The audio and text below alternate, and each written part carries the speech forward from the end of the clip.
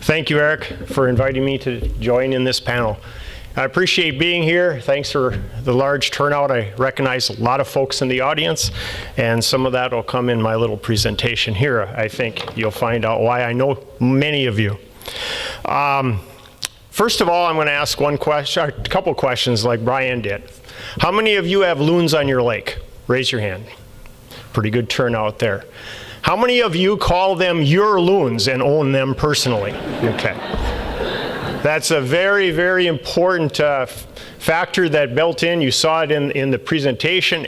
Erica talked about it a bit. Eric also talked about it, and it is part of what drew all of us into this interest and how it's pertained and maintained this level of interest for 40 years. That's because you want to protect what's yours.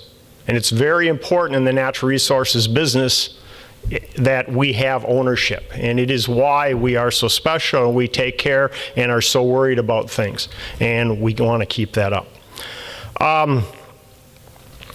I guess what started for me, I'm going to go back a little ways. One thing I don't have is PowerPoint, because most of my research was done back before all this, and I have little slides. I looked at them a few weeks ago and I said, one, they're of terrible quality. Two, do I transfer this?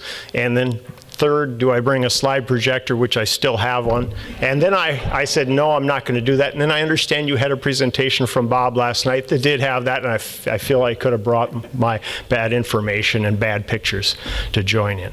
Back in 1965, my parents made a big choice. And my dad said, basically, let's get out of Milwaukee and move north. And had an opportunity to move north, and that changed my life. That changed our whole family's life, as every change does. But it took me out of the city.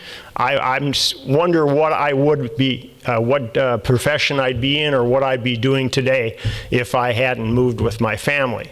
We moved up to northern Wisconsin in Forest County on a little property. Moved there in March. So we're city people. We move in March. They plow a road out. They get a bulldozer to plow a road out. We were 11 miles from town, 5 miles from the nearest blacktop road. What a change for two young boys. What a change for a dad, but really what a change for a mom. No electricity. We had a generator that blew out after about 3 weeks, and it took 6 weeks for us to get that working again. We had to haul water from the lake, which was down the hill. To use in our house for a while. We had no phone at the time. Big change from a person. A few weeks later, what did we hear? One morning we heard the call of a loon. And I remember that to this day. That was an important, what was that? And my dad told me, oh, that's a loon. And I watched that loon for close to 35 years. That loon, I'm going to call it that, even though it's not the same bird, obviously, or the same pair, but those loons came back. Our loons came back to that lake for 35 years that I lived there. Important choice, and it obviously, that little bit changed my life. Our move changed my life and moved us northward. And gave me some appreciation for that bird and got me into the wildlife field. I went to Stevens Point as an undergraduate, and I worked for Dr. Ray Anderson. He was my advisor at the time, and I was one of the volunteers for him that took people out on the prairie chicken grounds. I guided people out and took them out every spring, and rose early in the morning and took people out there. We counted prairie chickens. Great little job for undergrad. I don't know how I fit it into the schedule, but I did, and it was fun. So, okay, undergraduate school is coming to a close. I had an idea, and I applied for a wood duck project in central Michigan. Pretty much signed up. I said, I got the offer to come on over, and I had to make my decision, and wouldn't you know it, on a Friday afternoon in late March again. Late March has been important in my life. In late March, Dr. Anderson calls me in about 3 o'clock in the afternoon on a Friday and said, I've got an offer from Dr. Ruth Hine, Wisconsin DNR, in what now is, or what was the Bureau of Endangered Resources. She was the head of it. It was named different back then. And she said, we need an assessment of loons. Everybody's worried about our loons. We're seeing the decreases in eagles and ospreys, and people are saying loons are really in trouble. We don't know. We have no idea. We need a study done. Ray comes to me and says, would you do it? And I'm thinking, well, I kind of took this offer at Central Michigan. But Ray says, I said, well, can I have a little time to think it over? He says, yes, but we need a proposal by Monday morning.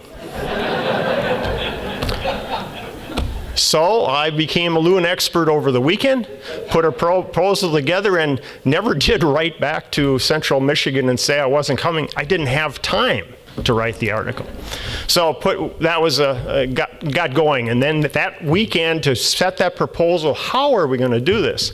And my decision at the time was we needed a survey of every lake over 30 acres in size in the state, and Erica mentioned the size of the lake is important. While loons, in my study, we did find they were down to, there was a lake with 16 acres in size that had loons on it, and you probably know a few of those. But because of their takeoff, large takeoff and landing zone that they require, especially takeoff, it's going to be a special small lake. And the one that I remember that was 16 acres was surrounded by a bog.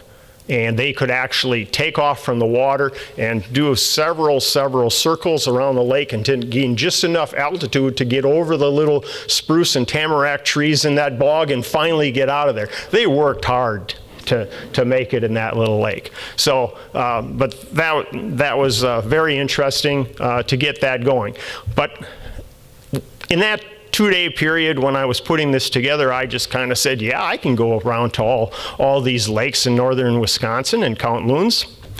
And as I started getting this together, it got more worrisome. I started to realize my old little car wasn't going to make it that many miles. I had to get a van. Got a van that I could sleep in, put a canoe on the top of that, and that would help and get me around a little bit better, and it did.